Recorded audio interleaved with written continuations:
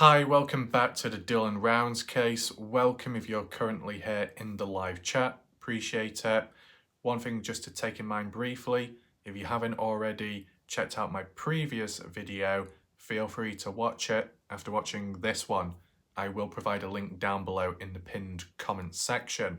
As a brief description of what it was about, we did a very interesting map analysis of the 24th of May depicting what Dylan was doing. He was out and about, supposedly buying clothes, and we take a look at the location, we see what's around, we take a look inside of the store, and some interesting items are revealed. Make sure to check that video out. As said, link down below in the pinned comment section, okay? Also, more importantly, today, what we're going to be talking about kind of links on from it. Not like 100% directly, but part of it, because there were discussions forming last night, which was all good. And I think I'm correct in saying last night, so I don't get carried away or forget. I think it was last night. It was my first ever back-to-back live video premieres. Never done that before, 2 in one day. But there you go, that's like another little new thing, okay? But yeah, today I'm going to tie in line some of the discussion points and supposed facts that came out of last night's video, just in case people didn't see them, because as you know, when it comes to the live chat, sometimes it can move faster than other times, and you might not be able to keep up with the chat, you might not be able to read through it. Like, let's say if you're busy and you're doing some other things in between, or you get sidetracked, you look away, you might be able to hear the video and the conversation, but you can't see because you're distracted doing other stuff with the live chat, the text. So by the time you look back round, the text has moved up and then you're like, oh, what am I reading, right? So I've seed picked some, no pun intended there, some key points, and we'll read through it because I've got some additional questions and it might tie in with Christie's questions, okay? Just keep that discussion going. Originally, I was thinking of doing the pond coverage because I know what I can do there. We can do a comparison, that's under control. Not with today's video, but another video. I just thought this video, because it links on from the previous one, it just fits better. So it connects with one another. It's easier to follow along, right? So that's what we're going to do. Also, we're going to do a small map analysis, and I wanted to incorporate it into this video because it's only a couple of known places suggested by Christopher Lloyd, okay? I'm not 100% certain how definite those are, or, you know, if Dylan's there. I mean, Ty Corbin previously has given his own points of high probability areas. We're going to incorporate that with this new one, just kind of like merge it together, right? And speaking of Christopher Lloyd, there's a little bit of suspicion around him, not him directly as a person, but YouTube accounts. More about that later on, okay? I think, first of all, what we're going to do, we're just going to briefly check the comments of one of my previous videos. Not the last video, because there wasn't much to talk about there, but I guess the one before that. The reason why I did that, just make sure there's like no questions, answer them if needed, clear up any loose ends, see if there's any additional interest of information, etc. And as well, because not everyone joins into this video immediately, some people are a bit late. Okay, so we just go through this part first and then we can proceed onwards. Take in mind, I also did look at the Find Dylan Rounds Facebook page, and once again, no updates there or nothing too important popping up. I thought there might have been like maybe a little like hint or suggestion towards things recently going on, but that doesn't seem to be the case. Also, one thing I just want to highlight, okay, and I don't know if anyone did watch it, but I noticed No Thanks did a live stream earlier this morning as for UK time, so I was kind of surprised. I don't know if it was like night time for them or really early hours of the morning. I'm not quite sure because of the time zone difference, but because I didn't follow it from start to finish, I noticed Doug was crying a fair bit. Not heavily, but you could tell because he was using a tissue at times and his eyes was getting watery and his tone of voice warbled at times. Did anyone else watch that video? What's that all about? I mean, I heard like little hints, and because the title of the video was to do with a different case. Was it called Summer Wells or something? See, I don't follow all these other cases. It might have been Summer Wells. That's what the title of the video was by Doug. But when I watched part of it, it was more to do with him talking about, I guess, the Dylan Rounds case, talking about, I guess, Jim Terry and then some other things in between, and kind of like getting revenge, but in the correct way. I don't know, I couldn't quite follow it, and then he kept getting a bit emotional at times. Kind of like how Salty Pancakes got emotional in the past. I don't know what it is with all these people getting emotional in a case like this. You know, I guess humans are different from one another, but you know, whilst at times it's good and natural for people to show that, I think when it comes to trying to make sense of a case, if that emotion or emotions get in the way, it can cloud one's own judgment, or it could lead to possibly unnecessary drama. Like, if we just take it from a small concept, and I'm just cutting in now because we might as well add it in. Someone like Pancakes, Salty Pancakes does seem a little bit emotional at times, and that may alter his behaviour, which then drives to drama being created, which is unnecessary, but maybe he's not in total control at the time, right? I have witnessed it myself when it came to the Kenny Veach case. Came across the odd few people, okay? Came across one individual, and they were okay for most part of it, but then at some point, they had these like moments where they got very emotional, right?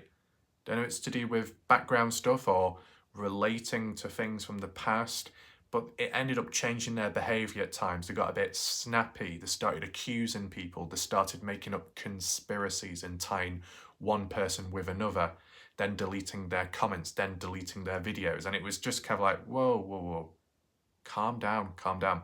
Now, how do I word this without being labelled as this and that? I'm not quite sure. Is it to do with gender? Does gender play a role? Because if it does, then that might explain to why that person was emotional back then. But regardless, because of how they acted at times, it didn't help with the case. Their emotions kind of clogged up the case in a sense.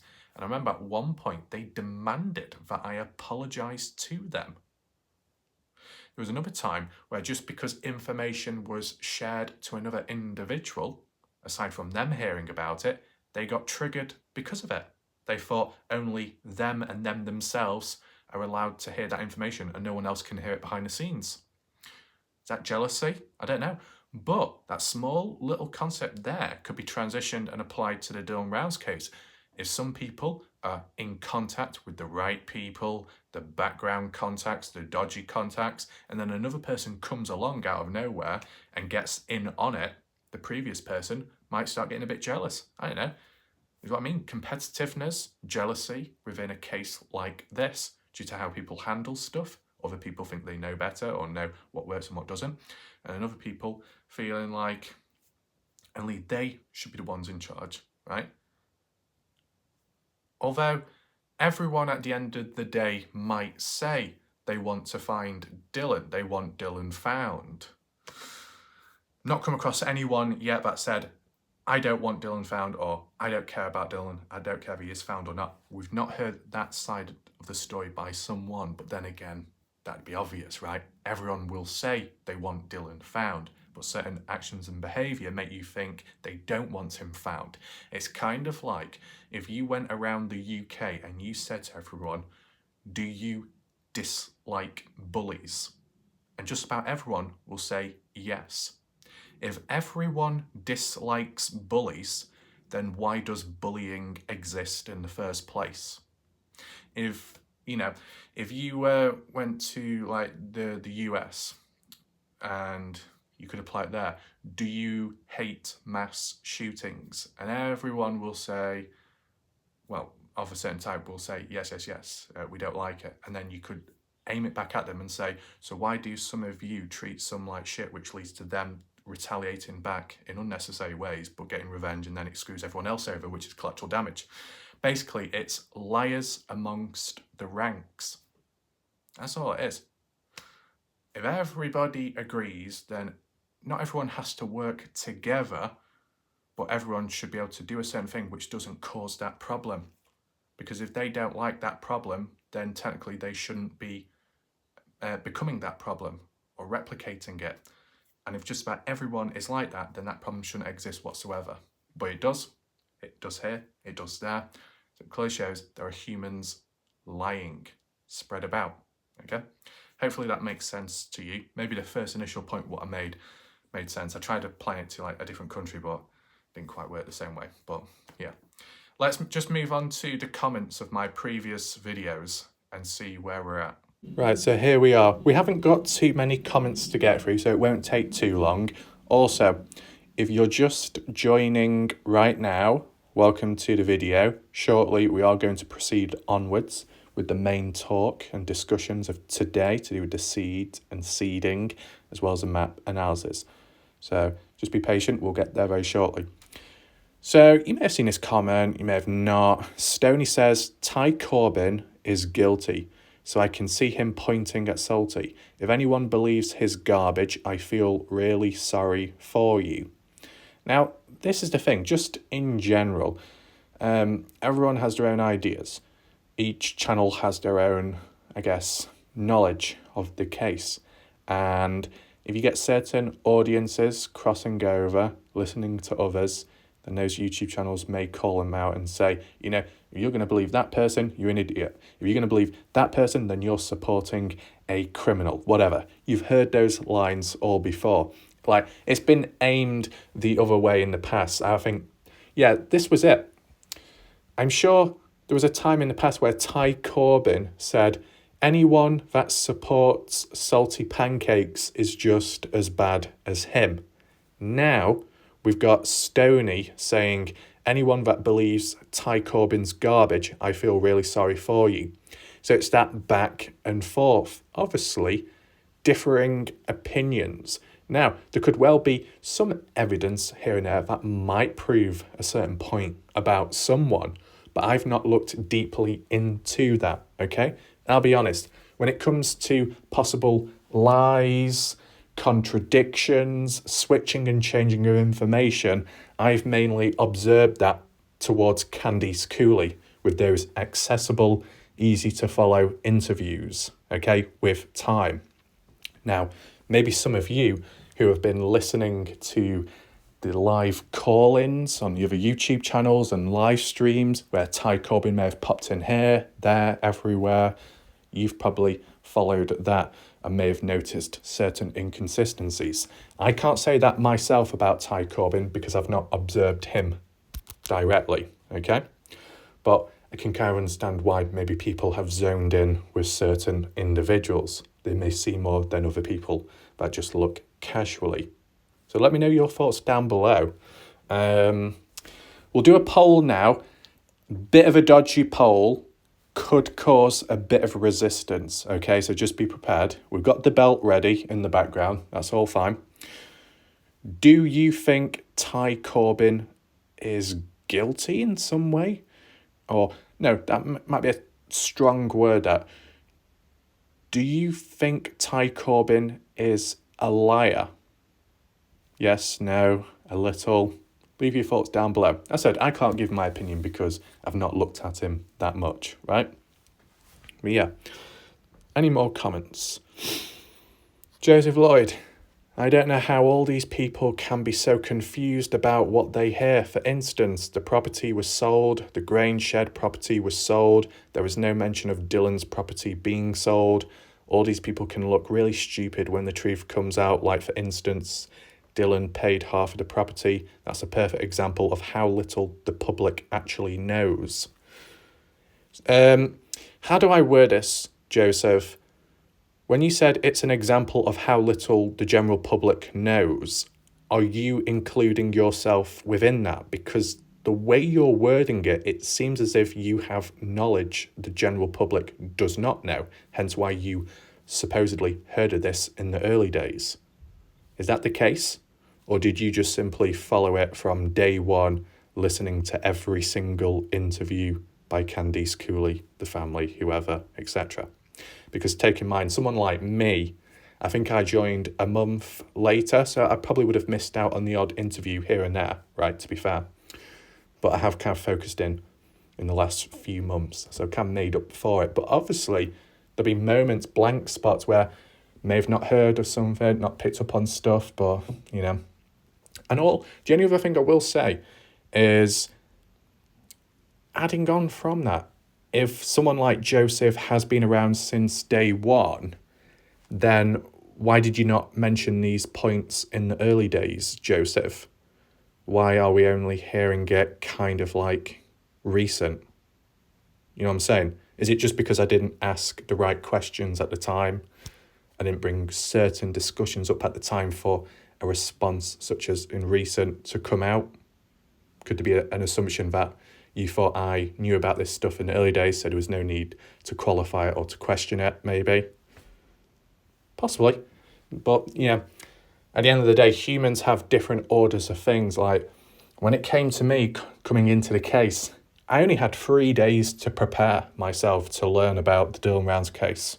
And it was like thrown in right at the deep end, go extreme, there we go, and kind of learn as you go along. That can be risky. You're learning as you're going along. You could appear as a little dumb, like, oh, you should be learning it before you go right in. But that's just not how it works with my style, right? So if you've got a case where it's a bit loose, there's some facts and others are unknown of. Or maybe there's lots of facts, but it all crumbles down and turns out to be a load of BS in a way. And that's what happened within the Dylan Rounds case. Then it opened up the opportunity for me to be able to focus on one thing at a time. And I'd say in recent time, we've really demonstrated that with particular events, right? And maybe down the line, if necessary, we can piece it all together again. But this is the thing. For some time, other channels might have covered all this talk, and maybe not everyone picked up on it or listened to it because it was within a 10-hour long video or a 5-hour long video. You might not absorb it all, right? Whereas if you do it in little clumps, little portions, be able to focus on it easier and pick up on it, right? So maybe Joseph, the way he listened to the information at the time was with maybe a longer video, a lot more information, and he just was able to absorb it quicker, possibly. But yeah, I guess it's just the wording. I mean, as like just recent, like when I mentioned some of these points, and I thought, wow, never heard of that before. And I guess someone like Christy, she's not heard of some points before. And the reason why it's not been heard before is because just not been aware of it. But Joseph has. So why did Joseph not mention it earlier? That's what I'm just saying. What else do we have? Heartbeat views. Drama, poor Dylan. I've never seen a case with so much drama. Well, I think... I'm sure there are other cases out there with similar amounts of drama, or maybe slightly lower levels of drama. There'll always be drama, right? Wherever, in real life and online. It doesn't just exclusively apply online. People seem to have that concept, but it does apply in real life, maybe more so. But when it comes to crime, I think, well, it applies to mysteries as well. Kenny Veach case, there was drama there, okay? So it's not the first case, right? You want to go back, you'll see what I mean. Badger Life, that's what Doug Salty and Jim Terry did. I mean, what I would say, if I'm giving my actual opinion, because I can on the spot, Doug Salty and Jim Terry have been at each other throats from time to time. Maybe sometime in the past they were all together as one, then they separated, then they formed alliances with one another, back forth, maybe. And it's just gone from there.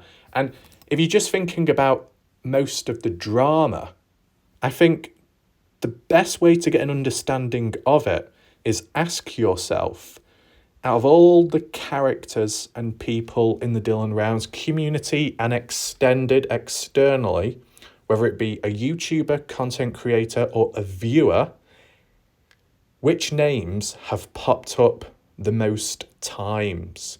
Which names have been talked about the most in discussions when it comes to drama? Right, so you can associate one with the other. And to be fair, Pancakes and Jim Terry's names have come up a lot, whether it be with drama, direct, some kind of attack made or defense made, some supposed exposing going on between one another. These are the most common names that have shown up, okay? So it kind of speaks volume. Like, when you think of external people that covered the case, maybe more established as well as channels, but then moved on, Tyler Feller, he wasn't really causing or creating drama. He might have been involved or caught in the drama unknown to him because people were trying to expose him in some way, such as the choo-choo train or something, whatever. And then you got Zav Girl, who did her own thing, and I think interviewed Candice Cooley at one point, and also Lance, Kelly, Ty Corbin, right? But obviously, Zav Girl has moved on since. Was there anyone else in the background, any other YouTube channels? Let me know in the chat right now. Do you remember any other channels covering the Dylan Brown's case? I remember when, I can't remember the names, was it called Paranormal After Dark or something?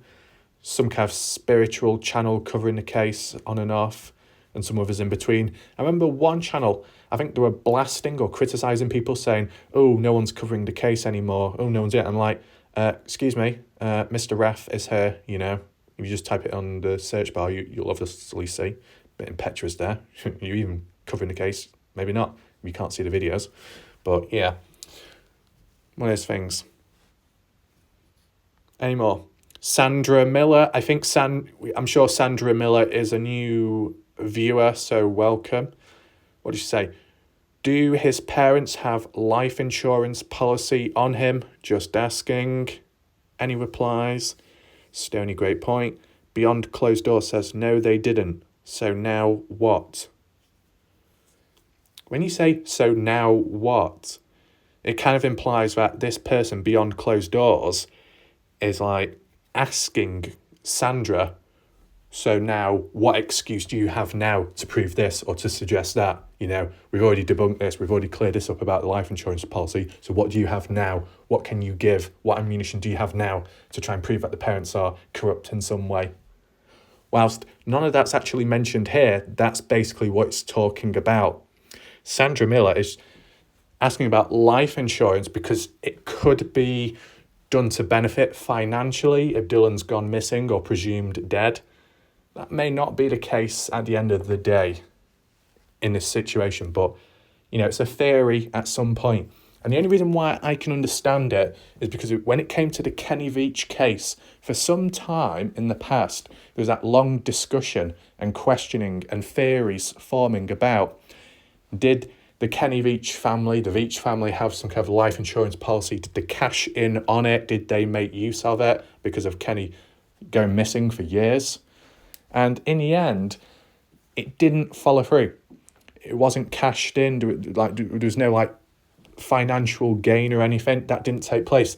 But one of the Veach family members, sister-in-law of Kenny, still thinks there could be a possibility, or maybe there's a time when it might actually happen. Okay, so if you have someone on the inside who's a little bit suspicious and wary in that situation, maybe it could cross over in other cases, because I'm sure in other cases, whether it be now or in the past or even in the future, there would have been times where there was some kind of life insurance policy gain, and maybe it was a faked death, faking it, okay, to kind of prove it, so then they can pay out the money, I guess, and maybe reunite afterwards once they've got the money, possibly, or just lay low from then on now.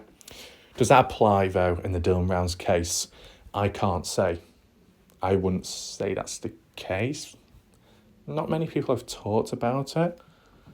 I mean, I know Candice Cooley has dispelled those rumours about, we've not done anything, or, Dylan didn't just run away or walk away. He couldn't get that far anyway because with no shoes on or something. So it's not quite to do with the actual question about life insurance, but it's like alternative ones about being involved in some way or another. I mean, you can leave your thoughts down below to what you think. Should we do another poll, or a bit dodgy, bad timing? I don't know. I don't know how far it is from the last one, what we did. Might not be that long ago. Well, if I don't do a poll, in case I don't, feel free to leave your thoughts and opinions about this, your responses. Do you agree with this or not? Anyway. Final comment. Smooth Fishing says, it's easy to find out if there is anyone like that in either town. There is a website that you can go on and it will tell you anyone that has been convicted of those kind of crimes. I just looked and there is 167 offenders in Box Elder County. I just looked and it's public record. So I do remember this statistic, actually, when I think about it. Because in the past, when Jim Terry was referring back to Montello and the population size and the people involved in crime, 167 offenders did come up in those discussions in his past videos. So yeah. Smooth Fishing, do you have the link to this website which can find that crime and stuff out? Because it could be quite useful. Feel free to leave a link down below if you can, or just the name of the website, and guess we can have a look at it at some point if possible. But yeah, if some of you don't know the context of this comment, basically Smooth Fishing was just reinforcing the fact that within the area, roughly speaking, that there are people committing certain crimes and convicted of it, whereas Candice Cooley was denying it and saying no one's been convicted of doing this or that inappropriate stuff. And it's like, oh, well, actual stats prove otherwise, so must be lying.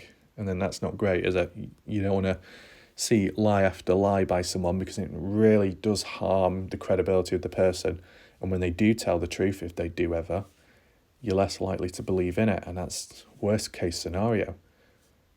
It is. It could be a serious situation and you just not taking their word for it because you don't know if they're lying like how they've done in the past.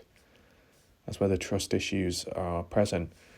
And what I would say is, okay, it probably doesn't apply here because we're not really seeing any new YouTube channels coming into the mix covering the Dylan Rounds case. Same small crowd sticking about, but if anyone did get involved in the Dylan Rounds case, started covering it, just be very cautious and wary. Think of it as an ocean full of sharks, okay? You might come across them at times and they don't bite, but when they're hungry, they will bite, and then you see a different side to them, and that's where kind of like the symbolism of backstabbing can take place and changes in behaviour, okay? But, you know, if you're a bit alert and a bit wary, then you can kind of reduce that issue, okay? Is that it? Yeah. And I guess there's some previous videos I did. Oh, yeah. These were my own like little videos documenting the crime in the area and stuff. Crime Montello and like the Wadsworths. And then the witness map analysis as well.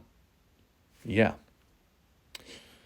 So that's it for the comments. Okay, let's move on to the next discussion. Right, so the next talking point will be about the seed, kind of following on from last night's video, okay? Also, just another thing I just want to do a little shout out to one individual very recently for a super chat on PayPal, very good of them. As for other people, if you, for whatever reason, if you need the link to the alternative super chat, I can, I guess, copy and paste the PayPal link in the chat. I mean, I hardly ever do it because it just feels a bit weird, but I'll just briefly post it in the chat if anyone feels the need to click on it, and it'll be down below in the comment section. Just keep it there in the background, okay? That's okay. So as for the seeds to do with Dylan, okay, a different date came out from last night's talk. Is it groundbreaking new information? Supposedly not. It's been talked about in the past, but it depends if one was present at the time to hear about it, okay? Maybe I wasn't. Also, a key important thing I want to acknowledge and highlight is, when we're tying it back, selective hearing. Some people will listen to everything talked about and absorb it all, okay? Or make notes of each thing and summarize. whereas other people will listen in to only things they want to hear about. If they have suspicions about someone or something, they'll only hear and listen and internalize those points made, right? So all the other information, which could be just as valuable, if not more, is ignored, right? It's just how it is. And it can also apply to situations where if you weren't aware of something at the time or you didn't think of that concept, then you probably didn't listen to those points, right? So when it comes to this seed situation of Dylan fetching seed or Dylan buying new clothes around that time, okay? I wasn't thinking back then, oh, maybe the reason why those boots are there is because of Dylan buying new clothes. I didn't tie both together because I didn't tie the boot situation with buying new clothes back then. I didn't really believe in that. So because I didn't really believe in that, if the talk about Dylan going to buy clothes was mentioned in an interview I listened to, I probably would have brushed that off me at the time because I didn't see it as important, right? Unless you're able to see all the links at the time, then you can listen to the interviews and pick up on it at the same moment. But this is where the positive thing kicks in. Because of some of that, and maybe much more for other people, which might have been missed, forgotten about, not registered in the mindset, it's been brought up again in recent time. So that's good. When you've got that not for you account, they may have an attitude, but they don't with everyone. So it's good of them to say things here and there. As for mini-me, aside from some other things here and there, it's good of mini-me to have the patience to, bring certain dates and events back up after so long of hearing about it themselves, but then being able to clearly explain it and summarize it to people now. That's definitely useful. It does help. And once again, we're getting these little clumps of info, dates, which either are new to us or just reappearing. And we can look at it one by one, bit by bit. Okay, that is what's helpful. So, the way it seems to be, from last night when I was questioning, does Cal Ranch sell seed? And a couple of people that know of the area or have heard of the information said, no, they don't sell seed, but other places do in Idaho, okay? And we did see a couple of them in Burley. There may not be the one Dylan went to, but there was a couple, a fair few. So you get, because obviously with the farms, agricultural area and the pivots nearby, there's bound to be some places where you can get seed from, okay? What we will do now to continue this flow, I'll show you some screenshots of actual points made and the dates revealed about this seed situation. And then if we've got any unanswered questions that need to be addressed, we'll mention them. And in the chat or in the comment section later, they could be answered. Let's transition on over now.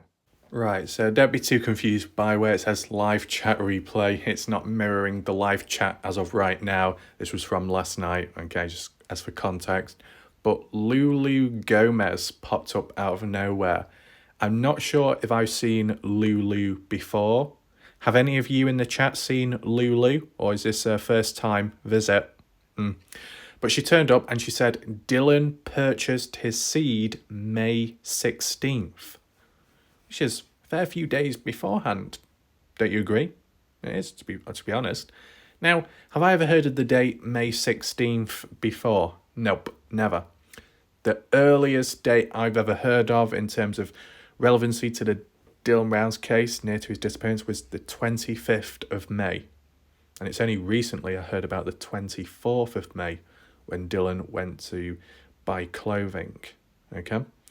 And obviously back then, well, not back then, just yesterday, I was trying to tie two together, possibly. Did he get grain? Did he get seed along with buying the clothes? And people said no. And that's why this comment popped up. So it was useful, okay? Pam says you can buy a lot of stuff at Cal Ranch, but supposedly not seed. Corin, any footage of him at the shops a few days before? I mean, if you talk about a few days before or a couple of days before disappearing, you could say Montello, but Montello doesn't have any CCTV footage in the key areas where Dylan was at. I've heard that near the landfill or the tip or the dump, whatever you call it. I don't think it's a landfill, probably like a little rubbish dump where people from Montello throw all the garbage in and a truck collects it at some point. There's supposedly a camera there.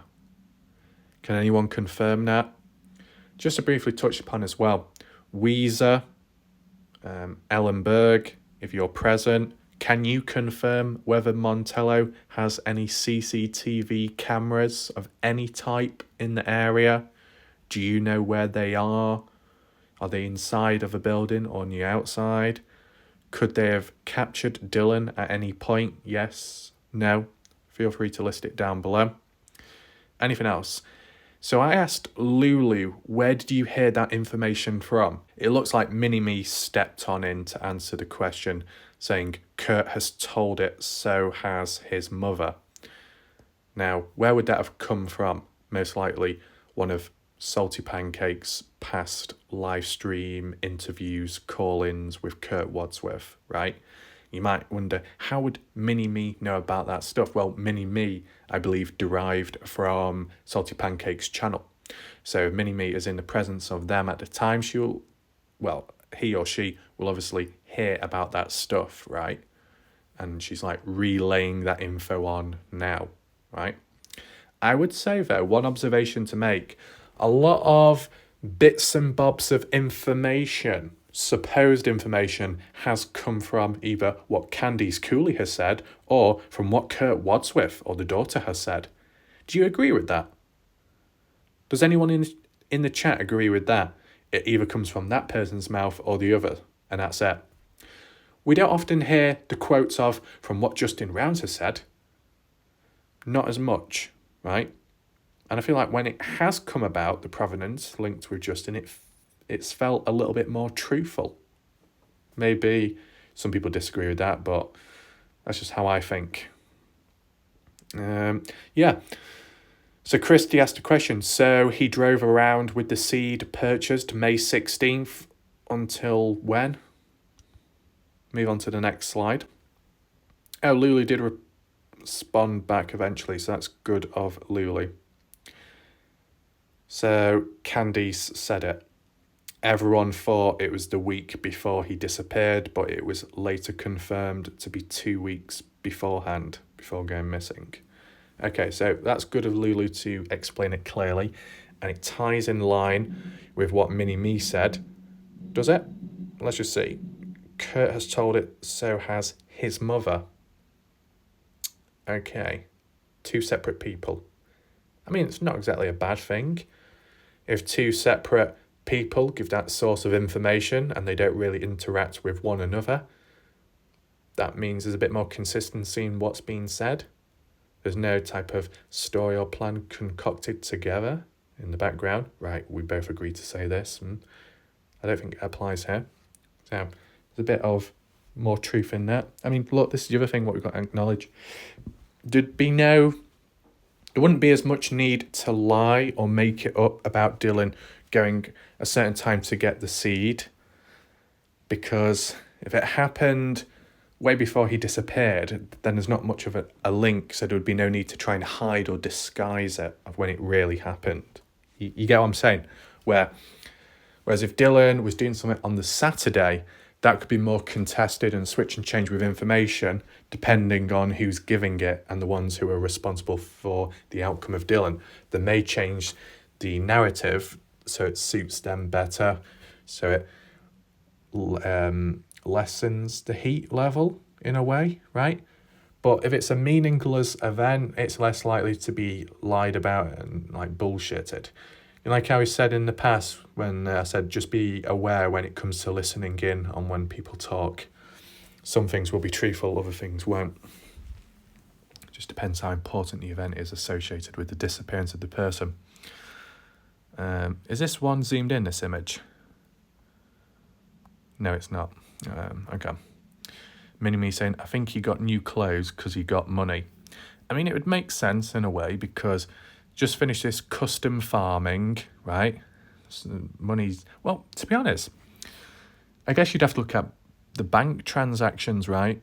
has that been talked about? Has there been any transactions made before the 26th? I think that was one of my previous questions, and I don't think anyone answered it. Was there any bank transactions made anywhere with any item or resource before the 26th of May? Because then that could confirm whether Dylan truly bought new clothes or not. Because obviously there'd be a receipt somewhere, or at least transaction history data somewhere, right? That would actually help. But like, this is the thing. From how Candice Cooley has worded it, Dylan got his check and it was put right into his account immediately. If that's the case, then I guess he would have had to draw money out or a card transaction inside of a shop. Does the US have contactless payment, or do you have to insert it and type in the PIN? Or does it have both? I guess it depends. The price of the clothing, the items bought, if it's over a certain limit, you can't do contactless. I don't know how it works in other countries, but you know what I'm saying? Yeah. Just in case some people aren't aware, the farmer or the farm handler, have you referred to the title of the person of a farm or a ranch? The last piece of custom farming Dylan Rounds did, he was doing it for a guy named Dan Iverson. Okay? I know some people will already have heard of that name, but with time, some people have been a bit confused as to who is who. And at one point as well, I was confused. Who is Dan? Dan Iverson? Dan Iverson, the one Dylan Rounds did custom farming for and was also paid about $32,000 as a check put into his bank account. Okay? If there's any more inaccuracies or switching and changing of information, feel free to list it down below, but that's what we know of at this moment in time. So, just as another bit of awareness, if at any point you hear someone say DI, short abbreviation, could be for Dan Iverson, okay? You'll know with time people do shorten names like JT or JB or JR or who else is there? CC, Candice Cooley, also known as Creative Commons. That's funny, that. Or Cleaning Columbine, that channel. Unrelated. But yeah, there we go. Do we have any more screenshots? Not from the looks of it. I think what we'll do now, there's just a couple of questions I have regarding this point, and it ties on with Christy's question. Dylan purchasing his seed May 16th. And I think we can transition on to the maps in this process, right? So I can narrate over it easier, and then people can answer if possible. Let's do that now. Right, here we are. Let's just close that down for a second. We're in Lucin right now. Make sure we're facing north. There we go. So we're finding out that Dylan supposedly did not buy seed on 24th. In fact, it was way before that, 16th. But he did buy clothing on the 24th.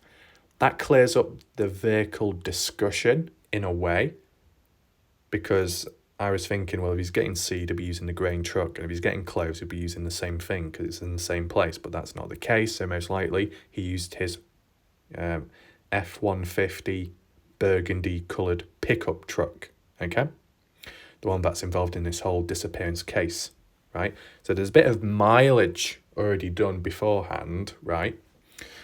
Does it incorporate the last 100 miles? No, it does not. It wouldn't. It would have been overwritten by then, most likely. Yeah. And it doesn't really apply anyway, because that data on the car, the pickup truck, was erased when Candice Cooley or Justin or the friend ended up driving it, because it reset from there on, which was a shame. But yeah, linking back to the 24th of May, Dylan in the pickup truck, I think Mini-Me confirmed it or reinforced that point, that that's what he used as form of transportation. Okay. If there is any more counterpoints about that, or the vehicle Dylan used on the 24th of May going into Idaho Burley, feel free to list it down below. Okay. So let's revert back to the 16th of May. I can't do a true map analysis at this point because I'm not aware or sure the name of the specific seed store or seed facility within Idaho, right? It's supposedly somewhere in Idaho to begin with, because with the family being up there and using it themselves at some point, with Indiana saying that they've got credit on the seed place, whatever that means. I assume it's to do with like on a tab. Is that the case? Or they've got some kind of currency credit for the seed, possibly. With it being used, like long, loyal customers, you go to the same one. With time, you've built up a rapport, a relationship with the people in the area, so you'd keep going there. There'd be no need to go elsewhere. Kind of suggested by and talked about by Mini-Me, okay? Where's the true questions at, right? Come on, where's the questions, Raf?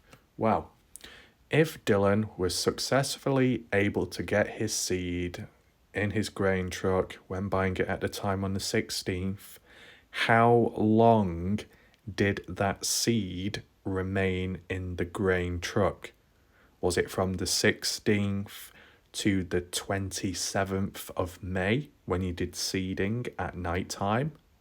Or was anything done in between? I want to know your thoughts. We'll get a bit more into that very shortly as I try and make more sense of it. In addition, my previous question, which still has not been answered because people don't have an answer at this moment in time, what date did Dylan Rounds return from his custom farming with Dan Iverson doing it for him? When did it end? When did Dylan return back? Well, it must be somewhat before the 16th of May, because if on the 16th of May Dylan has gone down to get the seed for his own farm, then he must be getting back into the swing of things with his own farming, right? So it'll be before that, finishing the custom farming. That's what I would say. Okay. We will get markers on the screen shortly when we do go into the places of interest. But what I want to try and understand, just make sure we're in the correct area first of all. Down here we've got Dylan's farm, correct? Yeah? And as we've heard several times now, that Dylan was farming Friday, 27th of May, late at night for about 15 minutes, and witnesses saw it who were at Little Pigeon Mountain, which is down here, as you see, okay? Will it come up with the name of the place? Normally it does. No. Wants to be a bit of a twat. Okay. In the past, there you go. Little Pigeon Mountains. It took some time for it to show up, okay? Now, just to briefly cut back here. When we did do that recent analysis, the map, the timeline of that day at night with the witnesses in the area, Indiana left a comment, and I believe she said she can't remember where she heard it from, which is a little unfortunate, but it is what it is. And Indiana said that Dylan supposedly already did his seeding beforehand, maybe before Friday, possibly. And that's when Indiana questioned, so why is Dylan seeding now? Well, at that time, late at night on Friday, if he's already done it beforehand and the job wasn't done properly. What's the point? Why? Why is he doing it? Can we confirm that Dylan has already planted seeds before Friday? I don't know, personally. If anyone in the chat can confirm it, then that's good. What I will say is, if Dylan has already planted seeds, were those seeds from the seeds bought May 16th or not? That's what I want to know. And as well, whether it applies In addition or separately, the seeding that took place Friday night, May 27th, those seeds used from the grain truck were those the same seeds that were bought May 16th? Yes, no. People have said that Dylan paid about $5,000 for the seeds on May 16th. A fair price, fairly costly. I'm not an expert farmer, so I wouldn't know what the average price is, but it seems fairly expensive. But what it can yield is arguably greater in the long term. So,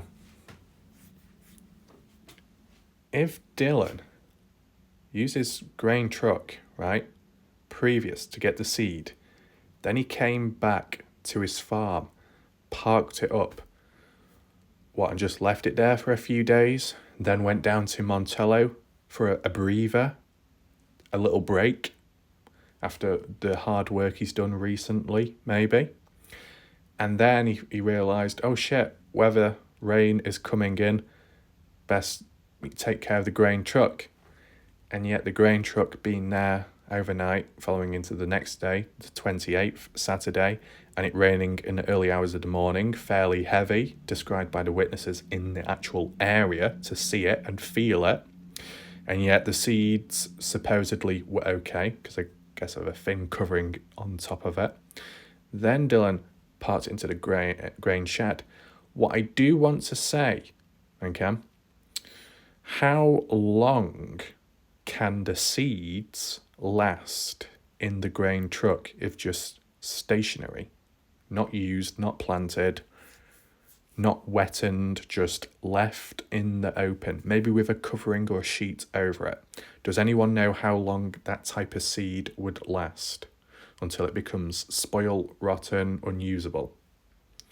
I have heard, of course, and most of us have, that if the seed becomes wet, it's ruined. And that's obviously why Dylan wanted to park it in the shed, right?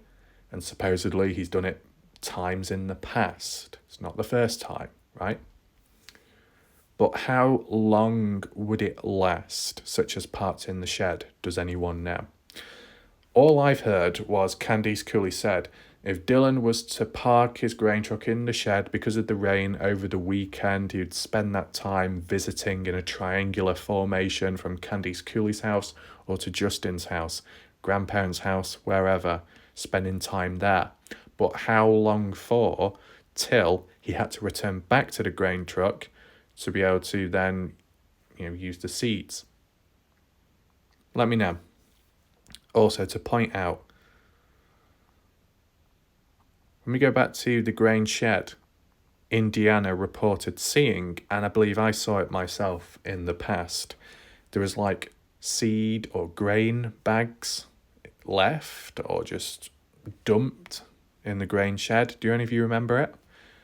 I'm sure when I saw it at the time, it's when pancakes was going in, and as soon as you walk in on the left-hand side in the corner, there was like white bags or a bag, a big sized one, just left on the side. And then I think there might have been some bags at the back in the corner with seeds in. Were they taken away? I think people said yes. It's just like, why is the seeds, like bags of seeds or bags where seeds would be in, like, were they taken from the grain truck? Like, just a few little small questions right now. They're not too serious, but just answer them if you can. So obviously police and stuff checked the grain truck, looked through, found nothing dodgy or anything like that.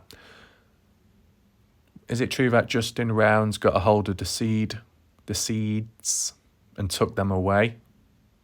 And what happened to them after?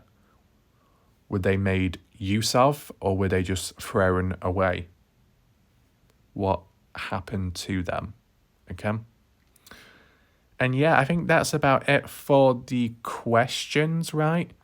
Just in summary, trying to understand The seeds that were bought on the 16th of May, did they last through into the 28th of May, or were they used in between, such as before the 27th?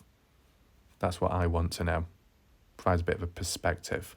Okay, it costs $5,000, but what's the actual portion or size of it? Do you measure it in pounds? Not money, but the weight. Do you measure it in litres? Do you measure it in kg? I don't know. I mean, it's only small little questions here, but it's just to try and make sense of it, because trying to understand when they could have been used or how long they could have lasted, right? Just in case he bought any more in between, that's all I'm saying, right? But yeah, I think that clears that up.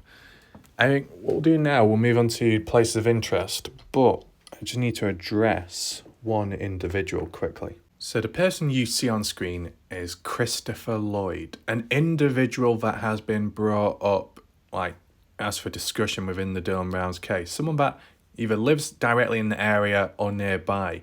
A person who's got a backstory of military-related stuff, okay? Even got caught up in some kind of discussion or accusation, do you know, during the time of when Lance Kelly and Kimber were documenting that investigation by Elko County mainly, the police presence investigating Brenner's burnt down trailer in Montello. You remember that? Well, during that time, Pancakes was nowhere near the area, but documenting it as if it was happening. But he was stating, Pancakes, that the police were going to Christopher Lloyd's place to investigate. And that turned out to be BS. Does anyone remember that? And in some news footage, if you remember, they did use some of Lance Kelly's footage because he was recording the police convoy going down to investigate Brenner's burnt down former place of living trailer. And they also used Salty Pancakes footage of him randomly on a highway talking about it and documenting it, saying it's all going down, man. And it's like, what a fucking highway. You're not in the direct area, so why are you using that footage? Does anyone know if there was any transactions made, though, with the news footage, then using their footage?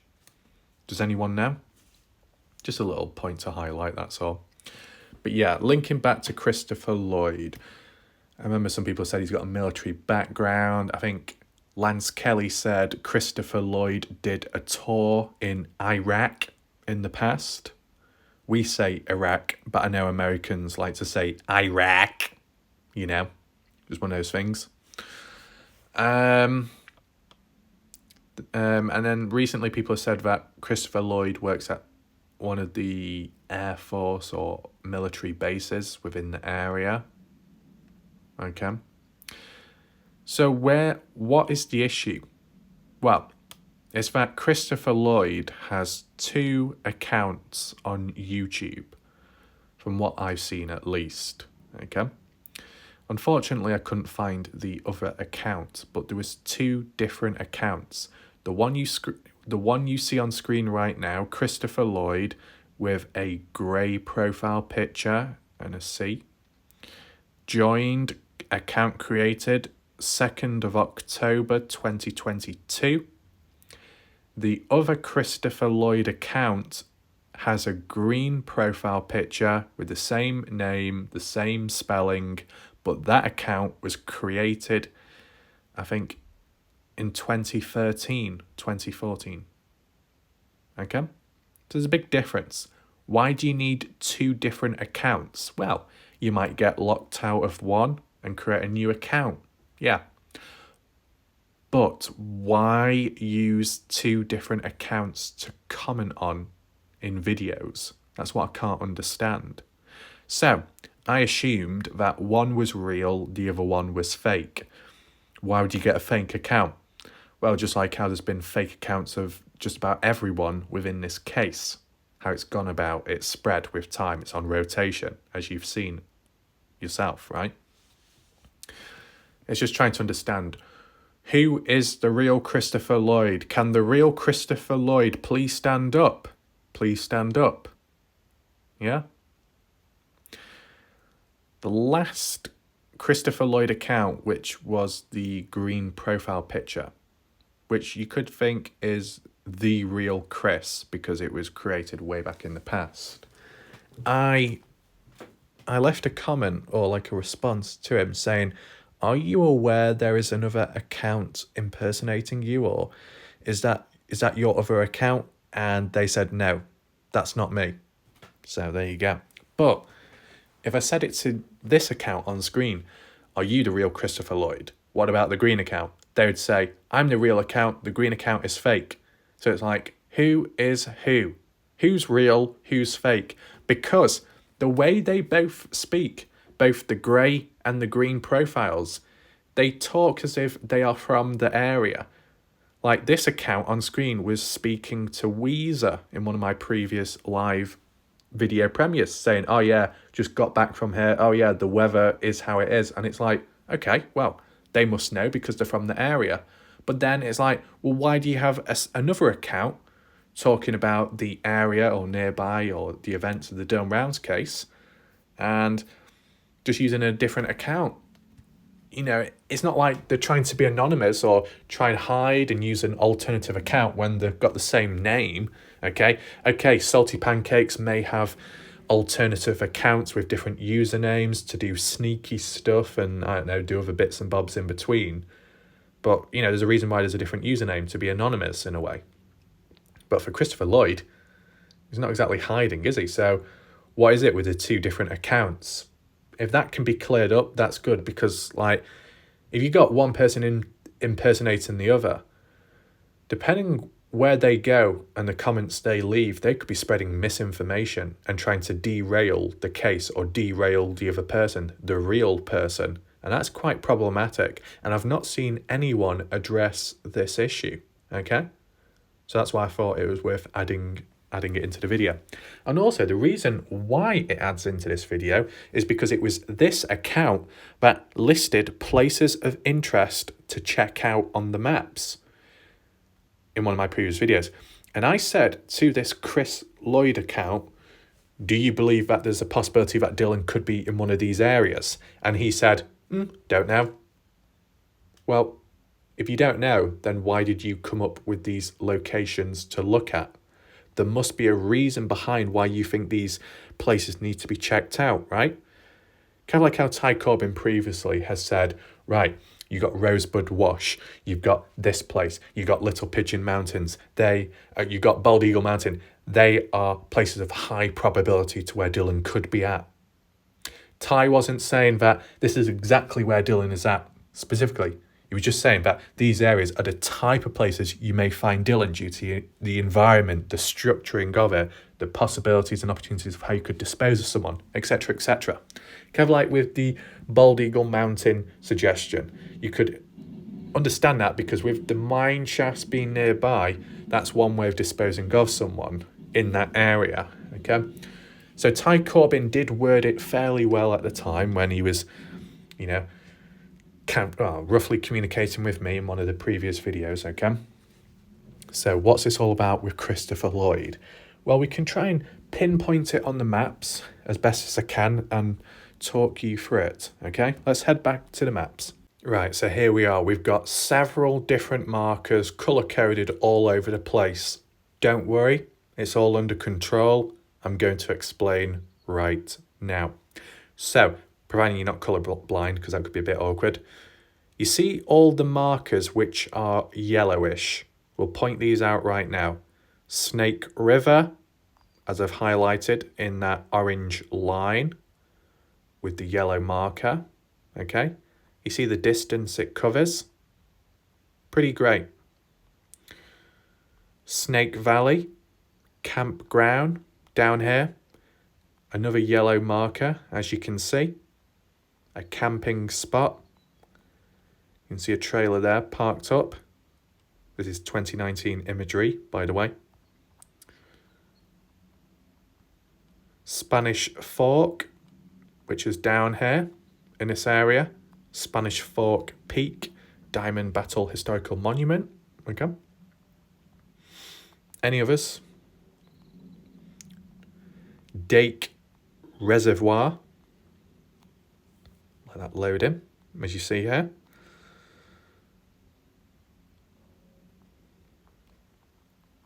And Wine Cup Gamble Ranch.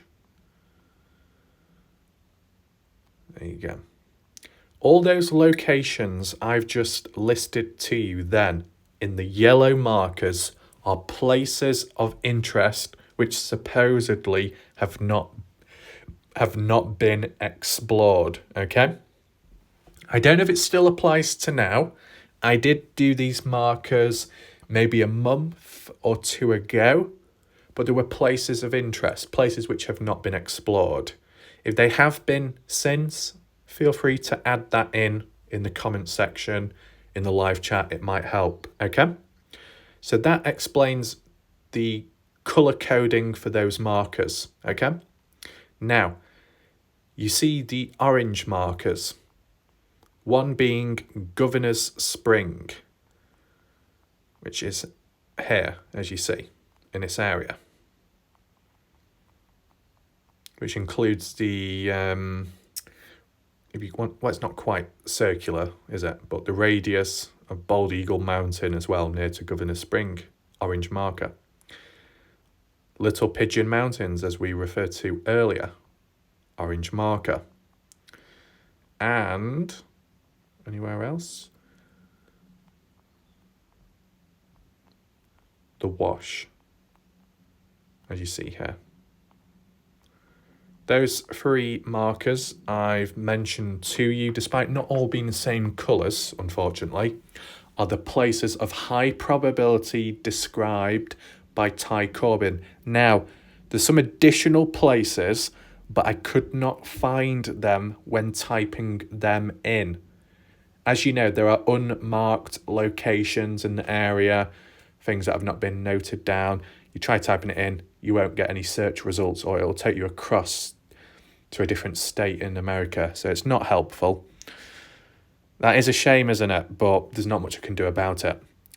Last but not least, as for the red markers, Patterson Pass and Dugway Proving Grounds, which is down here. Is this military? No, it doesn't seem like it. It says visitor centre anyway. These in red markers are the ones suggested by Christopher Lloyd, okay? What I was talking about just beforehand. They're kind of far away from one another, right? Why would Christopher Lloyd believe Dugway Proving Grounds is a place of interest when it's so far away? That's what I'm trying to understand. And once again, there were some additional names of places which he mentioned, but when I tried typing it in, it just wouldn't exist. So another place Chris Lloyd mentioned was Debs, D-E-B-S, Canyon, okay? Debs Canyon. 0 search results. It came up with one maybe in California or further afield. It's like, well, it's got nothing to do with that. So what's that all about? Another place mentioned by Ty Corbin, a place of high probability, was Aetna Wash. I don't know how you pronounce it, but I will spell it out. A-E-T-N-A.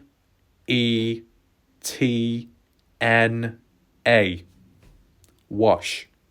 Has anyone heard of that place before? I said, I typed it in, it wouldn't come up. So if Ty Corbin is present, can you give like mileage, distance, compass, navigation to where it's near to from? Okay, that would be helpful. As for Rosebud Wash, Ty Corbin said it's 3 miles northeast of the grain shed. So that's not too bad. Let's just get hold of the grain shed to begin with.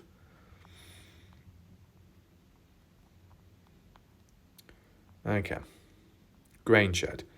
Let's get a little measurement stick out. This will help in a way. Plop it there. And he said northeast. So over that way. 3 miles. Let me just zoom out for a second. Oh, wow. Some distance. Oh, is it this area? Well, I mean, it does look like a wash. Okay. Interesting. Let me just say, well, it's kind of like 4 miles, but, you know, roughly in this area. Oh, well, how far is 3 miles? About there?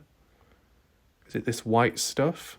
Is that the wash? It doesn't look like one, but I might be wrong. Actually, am I able to add the marker and then back out of it? Because what I can do, I can just ask Ty Corbin if he's watching. Northeast.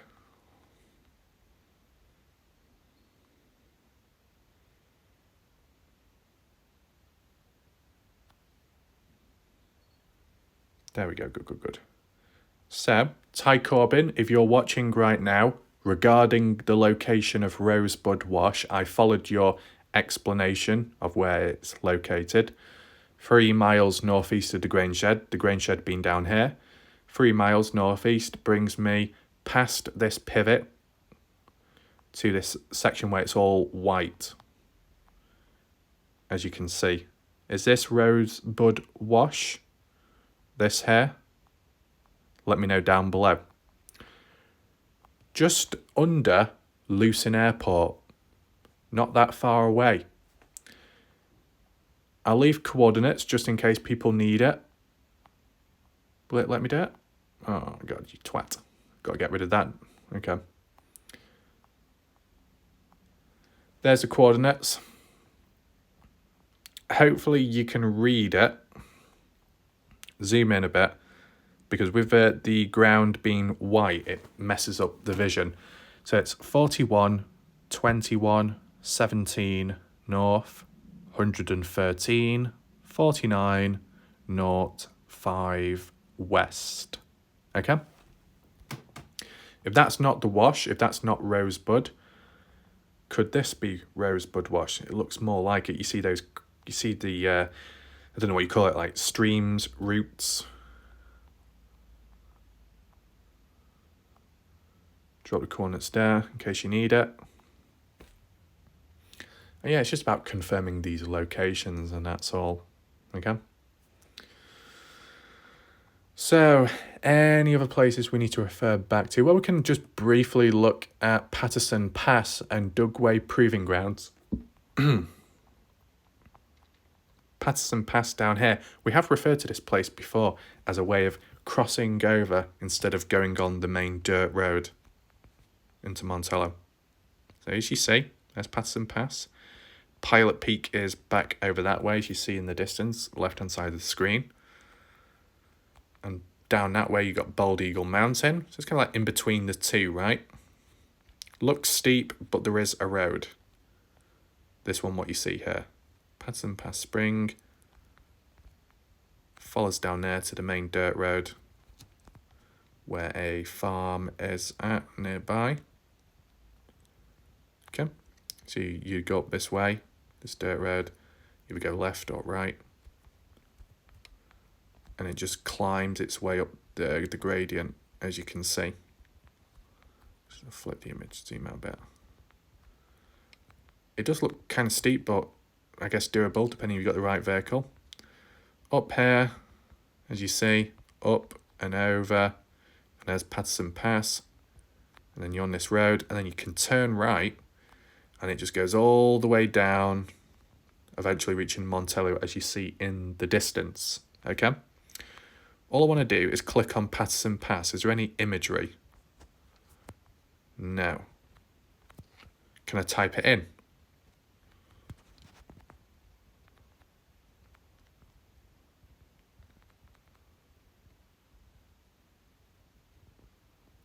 Oh.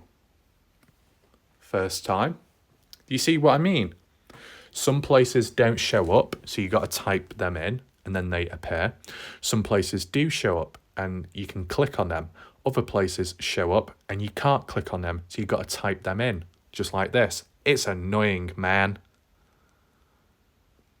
This is by Paul Hansen 2018. what does it say? Looking west into Nevada from Patterson Pass. Kind of like what we just did before. So down that way, more to the right, will be Montello. Okay. Doesn't look as steep from this way. Doesn't look as rocky. Interesting. The ground itself looks fairly smooth. Not that rough or rugged. Okay.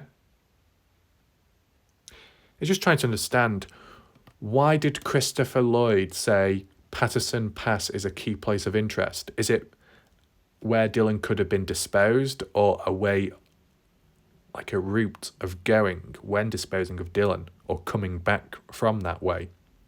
What's Christopher Lloyd's mentality about that? Because it looks quite open, unless Dylan was buried in the ground. You know what I'm saying?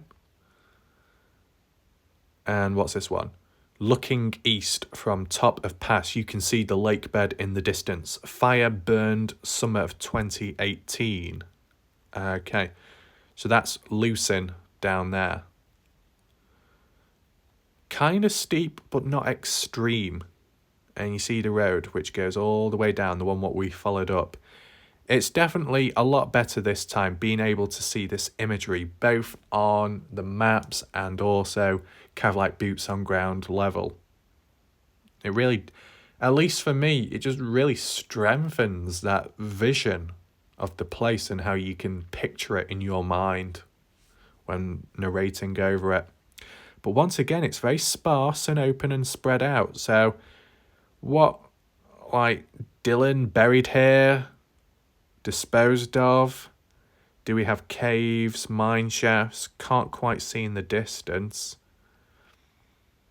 Could be a bit messy trying to do. There's vegetation lower down that way. Could be concealed.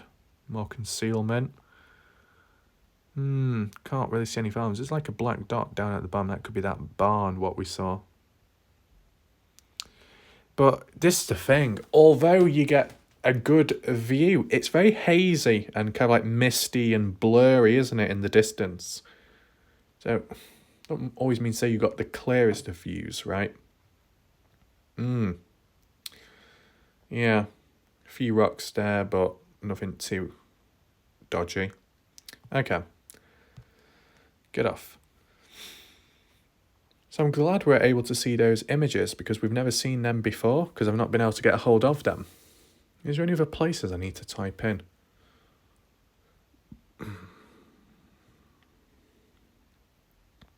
I'll type it in anyway.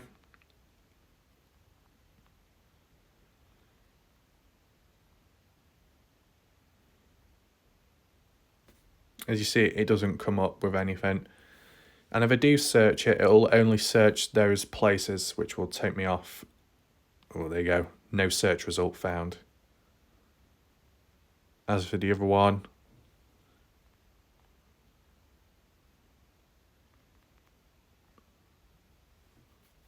there you go. That's what I was talking about earlier. As for the Dugway Proving Grounds, whatever that is, Dugway. Well, there's only one. Any imagery? Doesn't look like it. So why was Christopher Lloyd talking about down here? I mean, this is the thing. That's why I wanted to highlight it. If this was the fake account doing it, then they're basically doing misdirection. So technically they're a part of the problem within this case. You get what I'm saying? I just want to know who is who, which account is what. No images, unfortunately. Do we have street view? Well, actually we do up to this point, so let's just go down and see what it looks like, the area. Oh my god. Image quality. Got a church there. Terrible quality. How far can we go down? Not that far. Visitor control, government office. Why do we need to go down to a government office? That's what I don't understand. What's that got to do with Dylan? It's not like clear, the imagery either. I know it says 2022 there, but it's not 2022. Can't be. It's not exactly clear. I don't know what's happened with the image quality.